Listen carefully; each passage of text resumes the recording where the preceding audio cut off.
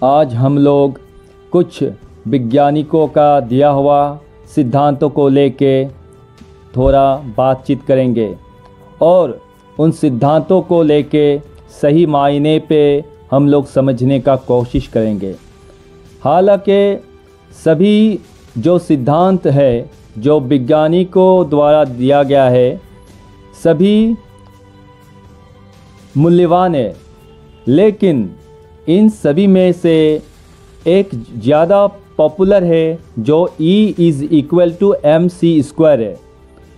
तो E is equal to MC square ये सही मायने में है क्या?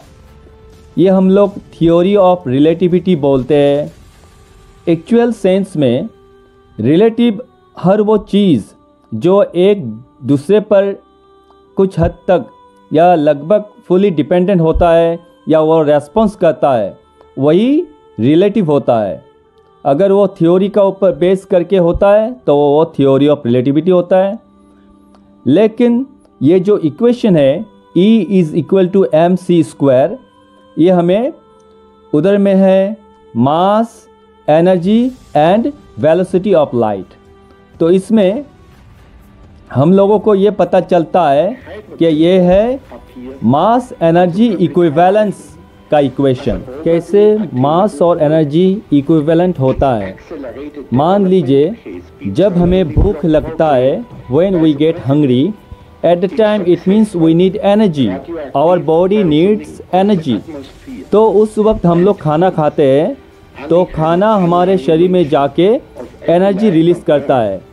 जब वो एनर्जी हमें मिलता है तब हम लोग अपना एक्टिविटी परफॉर्म कर सकते हैं और वही एनर्जी हमारा मसल्स बनाता है जो मास का रूप में होता है। तो ये देखिए एनर्जी वो मास में कन्वर्ट होता है और मास भी एनर्जी में कन्वर्ट होता है। जब हम लोग खाना खाते हैं खाना वो मास होता है और वो हमारा शरीर में एनर्जी छोड़ता है तो हमें एनर्जी मिलता है। तो mass converted into energy and that very energy it converted into mass once again. हमें हमारा शरीर में मासल्स फॉर्म करता है। तो यही है मास एनर्जी इक्विवेलेंस का माजरा। और ये जो फैक्ट होता है, ये जो रिएक्शन होता है, ये लाइट का स्पीड का स्क्वायर में होता है। तो इसमें वेलोसिटी ऑफ लाइट का स्क्वायर क्यों लिया गया है? इसलिए कि इधर में the product of two velocities takes place. दो वेलोसिटी का प्रोडक्ट इसमें एग्जिस्ट करता है जो एक्सेलरेटेड वेलोसिटी होता है, इसका कन्वर्शन रेट। तो हम लोग अभी ये देखिए इसका और बहुत सारा कंसेप्ट है कि कैसे एनर्जी मास का ऊपर और मास एनर्जी का ऊपर इक्विवेलेंट या टोटली प्रोपोर्शन होता है। मान लीजिए एक गाड़ी है, एक कार, उसका मास से 500 kg और दूसरा कार सेम कार ही है, उसका भी मास है 500 kg। एक कार रेस्ट में है, दूसरा मोशन में है। तो क्या आप लोग बता सकते हैं कि किसका मास अल्टीमेटली ज़्यादा होगा? रिजल्टेंट मास या आप लोग आउटकम जो बोलता है, जो रेस्ट में है उसका 500 kg और जो मोशन गेन कर चुका है उसका मास भी 400 kg है, लेकिन उसमें मोशन होने का वजह से उसमें काइनेटिक एनर्जी प्रोड्यूस होता है तो उसका मास ज़्यादा होगा। क्योंकि मान लीजिए एक चीज़ रेस्ट में है, वो आपको धक्का नहीं दे सकता है।